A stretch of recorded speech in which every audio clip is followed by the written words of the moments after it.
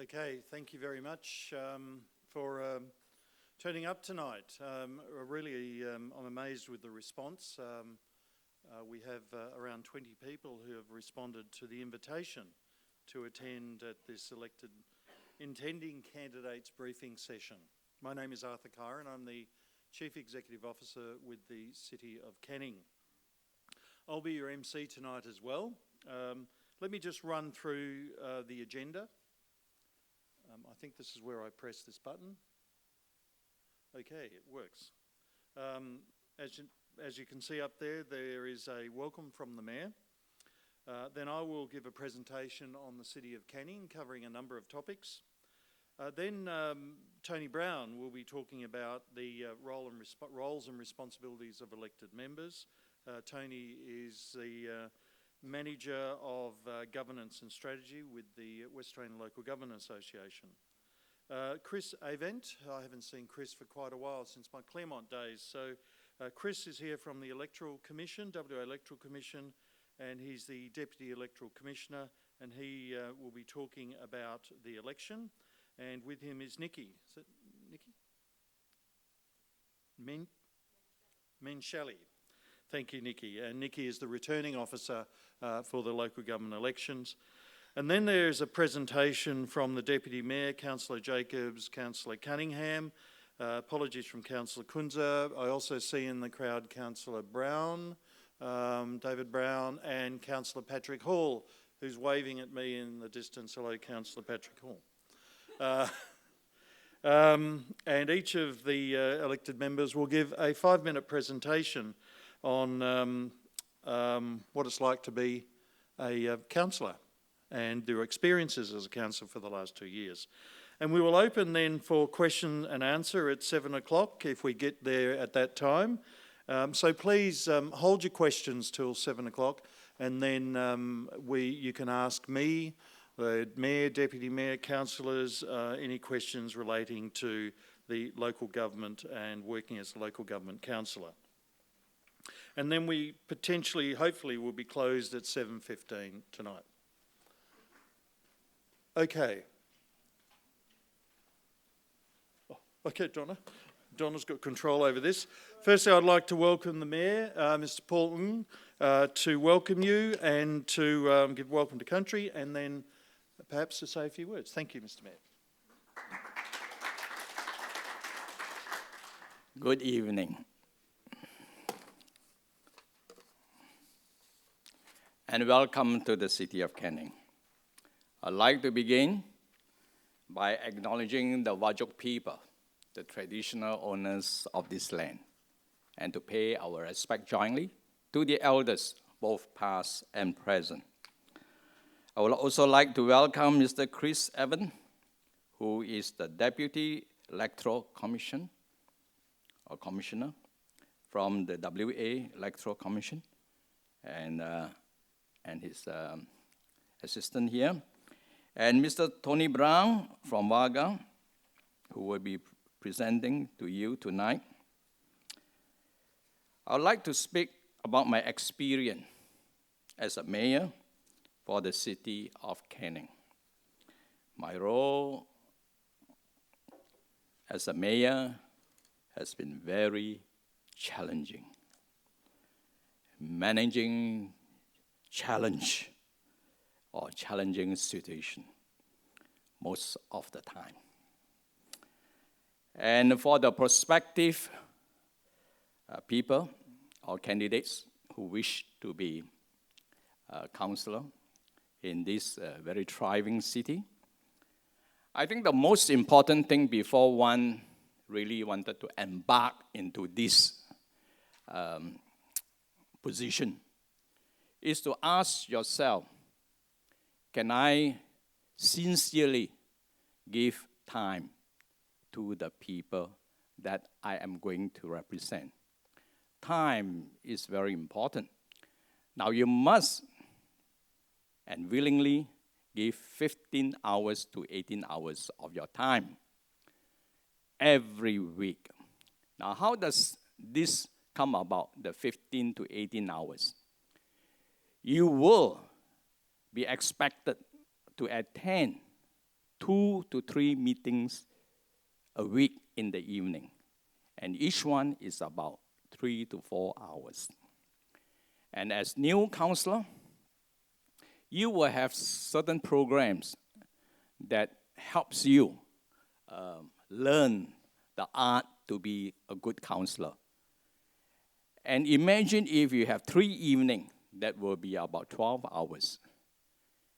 And then you will need another 6 hours for your public engagement and for your constituent.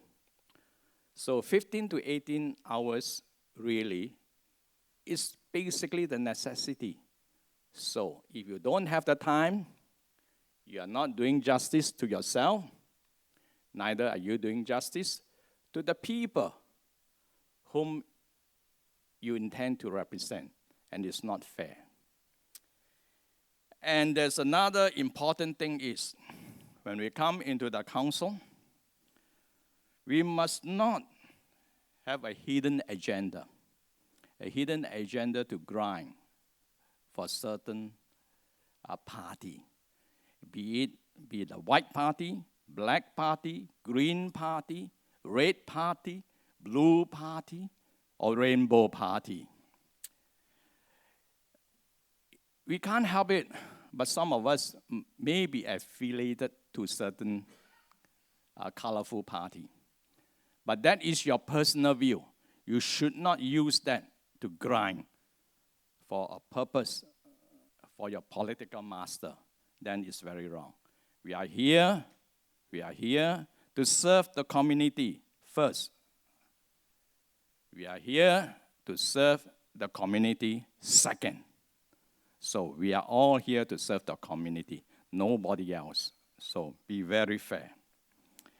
And it is also important not to take this councillor position as a part-time job to supplement one's income. That is a very wrong attitude. You are here, again, as I said, to serve the people, nothing more. And without much ado, I will tell you the wonderful thing about living in the city of Canning. The city of Canning is very diversified. We welcome people from all over the world. Today, we celebrate that diversity together in this beautiful city. I encourage those from all culture and background to consider nominating for council. Thank you very much.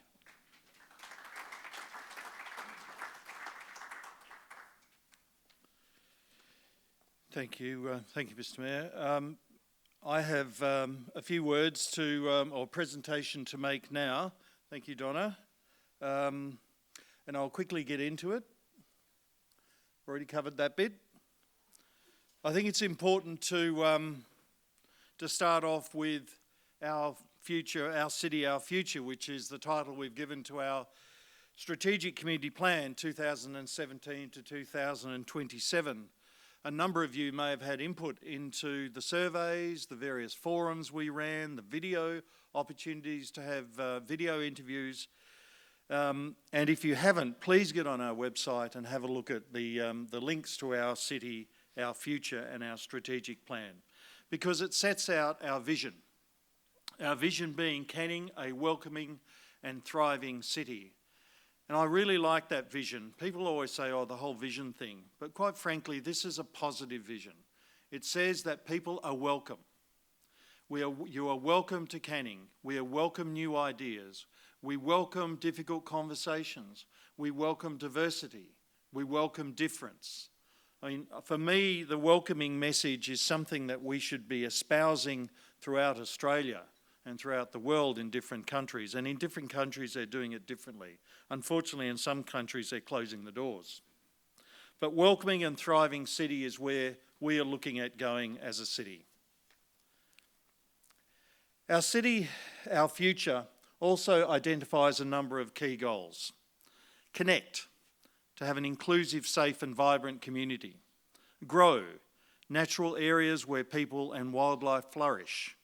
Build accessible, pleasing urban spaces that are fit for purpose, prosper, a thriving local economy, and lead accountable, responsible, and forward-thinking administration. They're the goals, the big, hairy, audacious goals we've set ourselves for the next 12, 24, 10 months to 10 years. A bit about the City of Canning. We're not small, we're 65 square kilometres in size, 10 kilometres from the Perth CBD, a population around 90,000 people, but that varies depending on the strength of the easterly breeze. One of the most multicultural populations in Perth. And I'll talk about the diversity in our populations on the next slide. The Mayor has already mentioned that. 40,000 people are Australian born in our population. From India, 5,500 people, and that's an increase of 59%. From Malaysia, 5,451, that's an increase of 8%. UK, 5,403, a drop in 22%. And from China, 4,573, an increase of 54%. That is an amazing statistic in terms of the diversity of our community. We are not this homogeneous, one-size-fits-all community. And as a councillor, it's something we must keep at top of mind when we're making decisions in our chamber. And on top of that, we have a changing population in terms of age as well. We've had an increase in number of children 0 to 4 from the last census of 6%. A decrease from 20 to 24, I don't know why, but that's down 9%. An increase in 60 to 64-year age bracket of 3%, and an increase in 85 years and over of 20%. I mean, this is a population that's young and old. It's a mix. So therefore it makes for policy, local government policy, an interesting challenge. In public policy and local government policy, an interesting challenge for us. But a fantastic opportunity to make a difference. We have 35,658 dwellings in the city. And we've talked about the population. We have 21 schools and 12 childcare centres. That is an amazing number of schools and childcare centres in the area, and we have a growing residential market. This is not a council that's sitting in isolation of the rest of what's going on around it. So our policies and our actions and our decisions need to be dynamic. They aren't a decision that we take and then we sit back and go, well, wasn't that nice? We need to be dynamic. We need to be changing with the changing pressures that are on this city and on the population. The economy. Our gross domestic product, that's our contribution to the Western Australian economy, is $9.17 billion. That's a big contribution. We have 8,100 odd registered businesses, 68,000 local jobs, and a growing commercial market. Interestingly, and the statistic's not up there, 1 in 20 jobs in Australia, in WA, are created through the economic powerhouse of Canning, the businesses, the economy within Canning. Not Canning Council, but all of those people that are working and generating business in Canning. 1 in 20 jobs. It tells you something about the significance of this area in terms of not just the city of Canning, but in terms of Western Australia. And we need to think of this council as beyond its borders.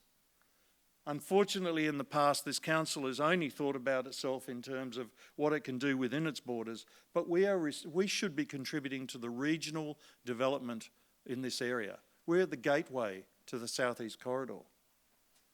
We have 77,000 vehicles drive down Albany Highway through Canning. We have 12 million visitors to Carousel alone, not counting the other shopping centres within the city.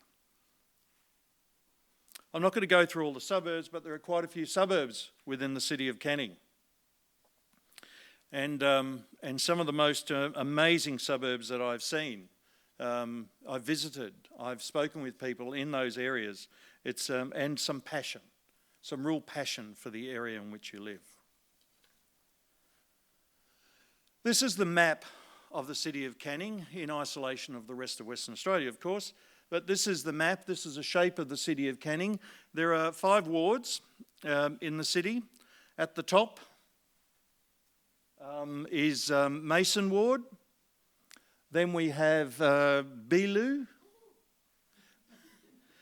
And they're the raving fan of Beeloo. Bannister. And then we have Belia. And then Nicholson.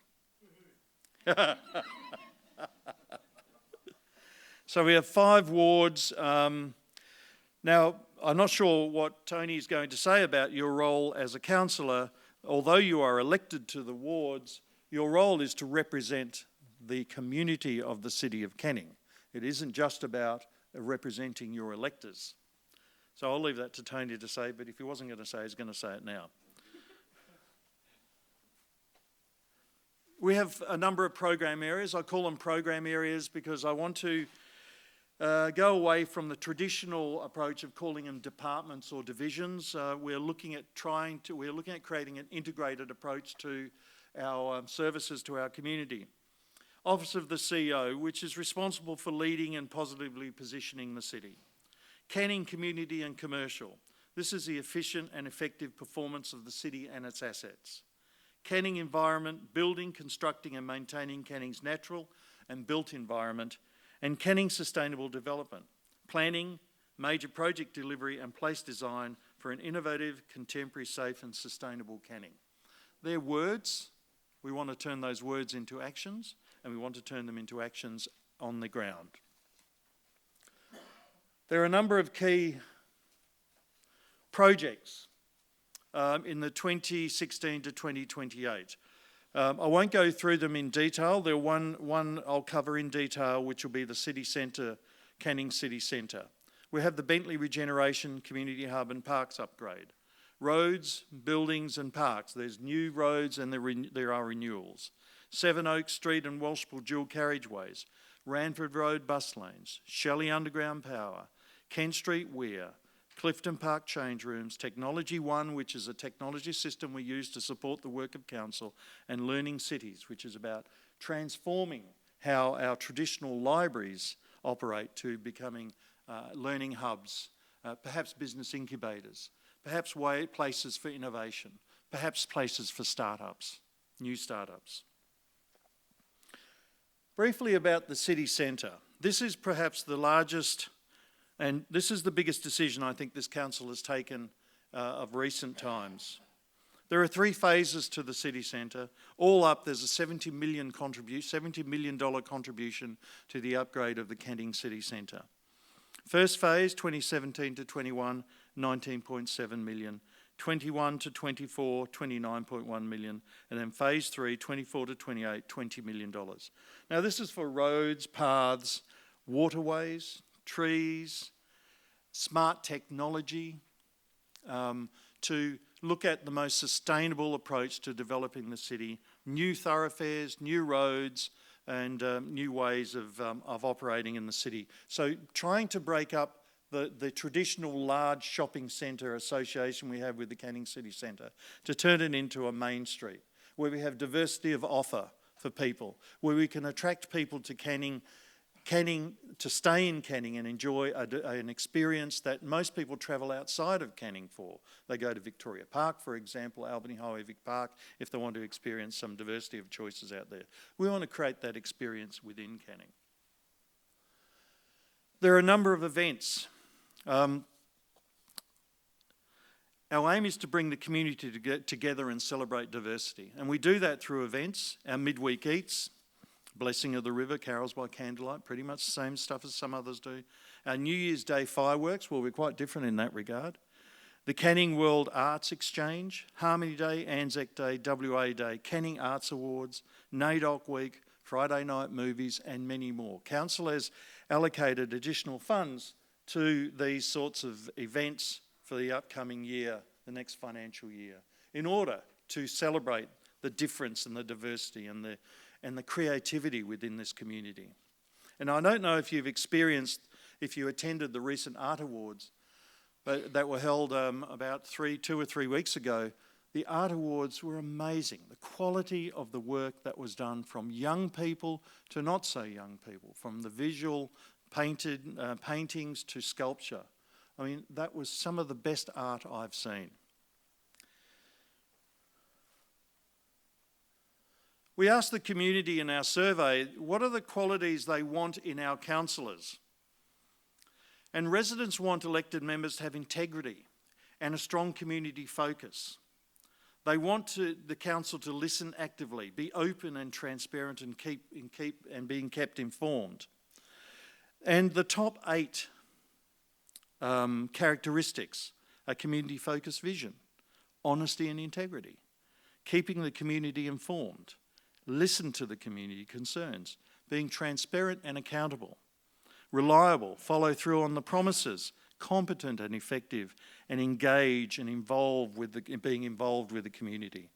That's a pretty tough agenda, but I think the community has been very clear in what they expect, not only from this council, but I suggest from probably most politicians around Australia is what they were asking for. Community engagement is something that we need to work very hard on, and in our case, we have a few advisory committees. We have the Community Advisory Group, our Sustainability and Environmental Advisory Group, and our Business Advisory Group.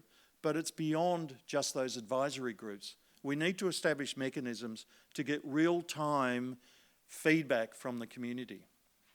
Doing a survey once every 2 years is pretty much like sailing the Titanic. Oh, that's not a good example. Sailing a ship at night and turning your lights on every day once, during the night, during the evening, turning a light on once. You can't do that. You actually need to keep feedback going actively. Otherwise, you never know what you're going to hit. And getting it 2 years down the track is too late in many respects. So we need to establish mechanisms for better engagement with our public, and hopefully we'll be able to do that. I don't intend you to read all of this, but we have a total budget expenditure of $153 million. This is no small operation. $153 million of expenditure. We guide that expenditure by a 10-year long-term financial plan, a 4-year corporate business plan, and annual operating plans. So when you approve a budget every year, you're approving it in accordance with our long-term plans and our corporate business plan for the next 12 months. So it's not, you'll be provided with as much information as we can give you in relation to making those informed decisions. And hopefully with the training that we provide, and I'll talk about that briefly, you'll be better skilled to understand that.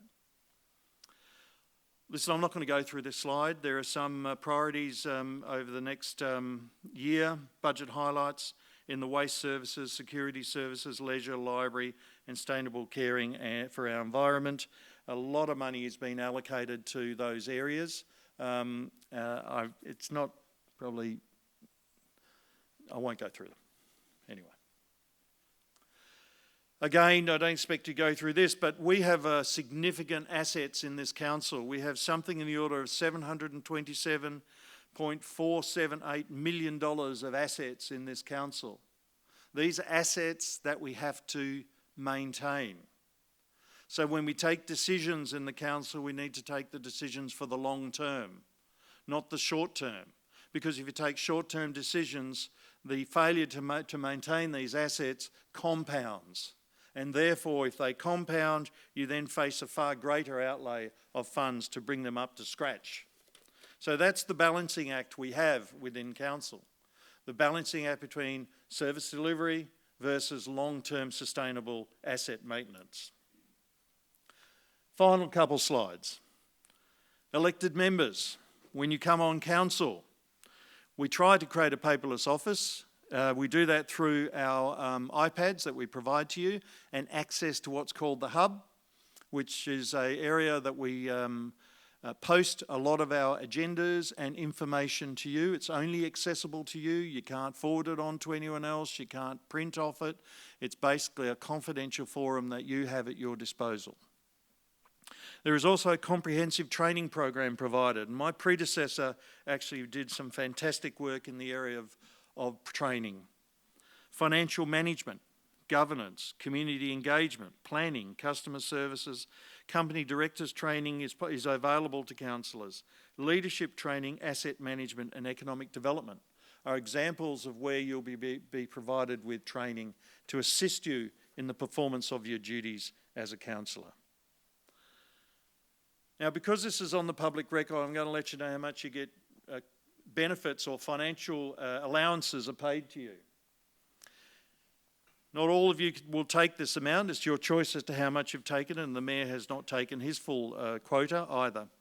The Mayor is paid $47,000 plus $88,000 per annum. Deputy Mayor $31,000 plus $22,000. Councillors are paid $31,000 per annum.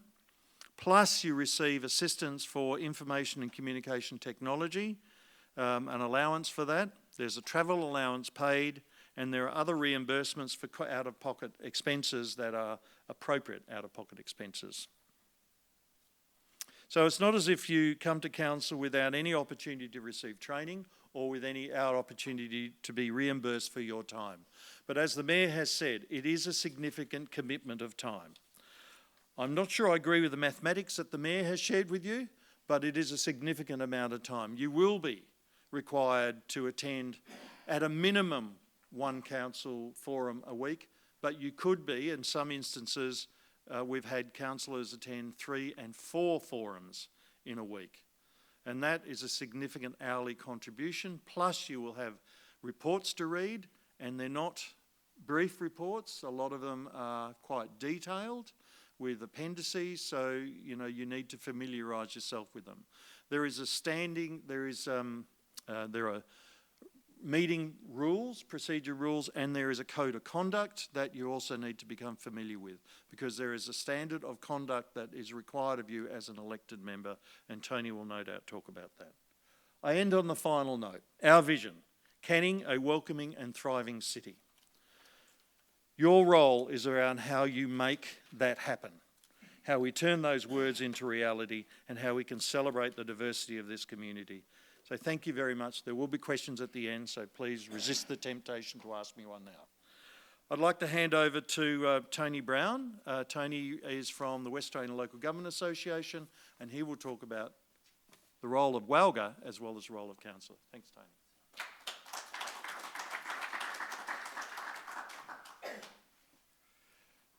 Thank you, Arthur, Mr Mayor, councillors, ladies and gentlemen. It's great that you're considering to serve as an elected member. It's a worthwhile commitment. I'm going to go through a few slides with you tonight, really focusing on the role of an elected member. So what I'm going to cover tonight, I'm going to give you a bit of a background about local government generally, the roles and responsibilities of an elected member, meetings of council, declarations of interest, impacts on your home life, a couple of frequently asked questions, some resources and training, acknowledging that Arthur's given you some good information on training available here at the City of Canning, and then right at the end I'll be around to answer questions as well. So firstly, just about local government, this will look at how legislation establishes decision-making powers. Before I get to that, this is a quick snapshot. Arthur gave you one of Canning. This is one of local government in WA. There are actually 546 local governments in Australia and 139 in Western Australia. There's 1,220 elected members throughout the state, representing the nearly 2.6 million population. Total workforce of local government in WA is 22,000 people, or 15,000 full-time equivalents. It spends $4.1 billion a year, so it actually shows that Canning is a big contributor to that, and has total assets of nearly $40 billion. Again, your contribution is quite high considering that. Great variety of local government in WA. The biggest local government in area is the Shire of East Pilbara in the northwest, which has 372,000 square kilometres. The smallest being the Shire of Peppermint Grove, which looks after 1.36 square kilometres. Back to local government. So there are three spheres of government in Australia: the federal, state and local government. Because local government makes decisions about so many things that affect everyday lives, it's often described as a sphere of government that is closest to the people, or the grassroots form of government. The power to make legislation relating to local government is found in the West Australian State Constitution.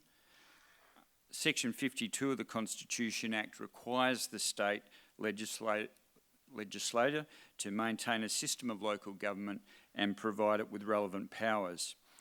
It is therefore often said that local government is a creature of the state, and currently there is no direct link between federal and local government in the Australian Constitution, although this does not affect the powers or operation of local government under state legislation. Just moving on to legislation. The Local Government Act is the legislation created by State Parliament to provide a system of local government in WA.